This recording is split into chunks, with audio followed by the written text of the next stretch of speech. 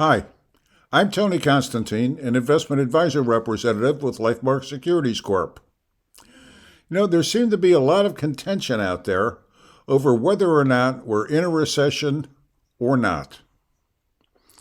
Well, I've always been of the opinion that if it looks like a duck, waddles like a duck, and quacks like a duck, it's a duck.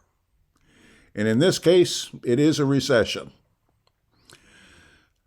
Now, I haven't heard the term, it's different this time, in relation to this recession yet, so I'm going to go ahead and be the first to say it.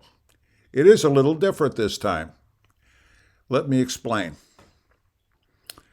The past 2 quarters, there was a decrease in gross domestic product.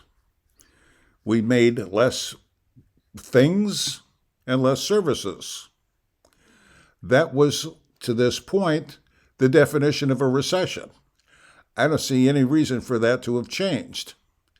Now, I know there are some people who say, well, a recession is always accompanied by unemployment, and we have job creation. We've created millions of jobs. Well, yes, we have. But to my knowledge, and from everything I've heard, most of those jobs remain open today. Nobody's filled them. So what that tells me is that we have people walking around who don't have a job and don't have an income.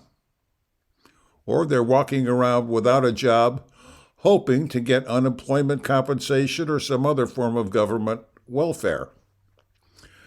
To me, that is the same as people walking around not having a job and collecting an unemployment check. Doesn't make much difference, does it? We still have too many people not working and too many jobs open. The reasons why? Well, I don't want to get into that. That's a whole nother discussion, and we can spend an entire week on that. Let's just be satisfied that we have the equivalent of massive unemployment, only it's massive underemployment in this case.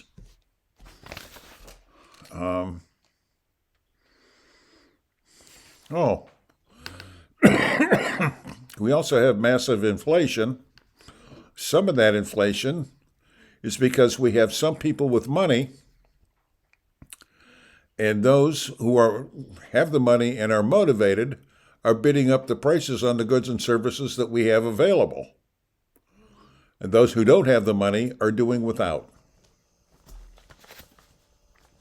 Now remember, we did come off a 2-year period of COVID lockdowns and people being told that if you're not essential or not an essential worker, you should stay home.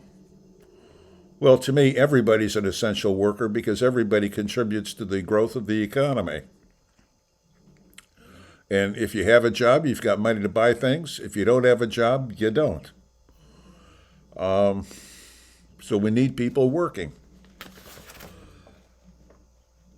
And also during that period of COVID with the lockdowns, inventories were used up and have not been rebuilt.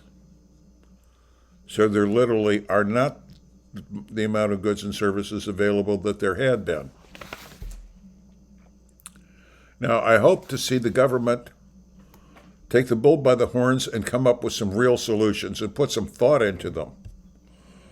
Otherwise, they're just going to take money to throw at the problem, our money, of course, throw it at the problem and create potentially even worse problems. That's not going to be a solution at all.